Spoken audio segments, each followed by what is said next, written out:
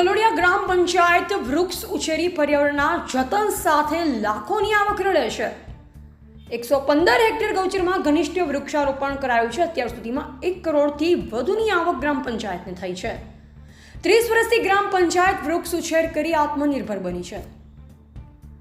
સાબરકાંઠા જિલ્લાના ખેડબ્રહ્માની ગલોડિયા ગ્રામ પંચાયત વૃક્ષ ઉછેરી પર્યાવરણના જતન સાથે લાખોની આવક રળે છે। ગામની ગૌચરમાં 30 વર્ષથી વૃક્ષારોપણ કરવામાં આવે છે।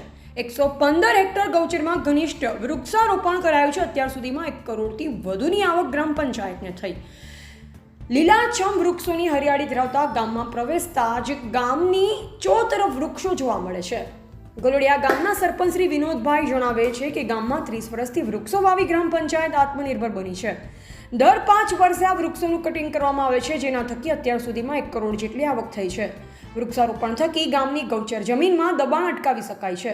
આ ચોમાસામાં ગામના સ્મશાનમાં 300 ચીકો અને 100 આંબાની વાવણી કરવામાં આવે છે, જેથી ગામના પર્યાવરણના પ્રેમનું જતન કરી શકાય। સાથે જ આ વૃક્ષોના ગામના વિકાસને પણ મદદરૂપ થઈ રહ્યા છે।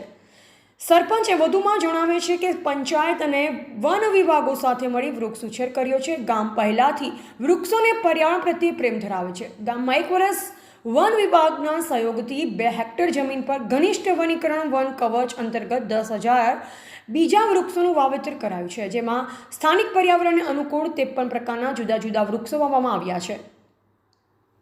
વધુમાં વર્ષે વૃક્ષોનું કટિંગ કરવામાં આવ્યું, જેના થકી 12.50 લાખની આવક થઈ।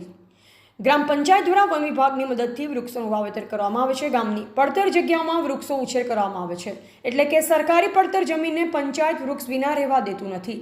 સરકારની યોજના મુજબ અરડુસા અને નીલગિરી જેવા વૃક્ષો મોટા થતાં તેને હરાજી કરી આવક રળવામાં આવે છે, જેમાં 25% રકમ વન વિભાગને જાળવણી વળતર તરીકે મળે છે, ત્યારે 75% રકમ ગ્રામ પંચાયતને મળે છે। આમ સરકારની યોજના મુજબ ગામને મોટી આવક પ્રાપ્ત થતી હોય છે।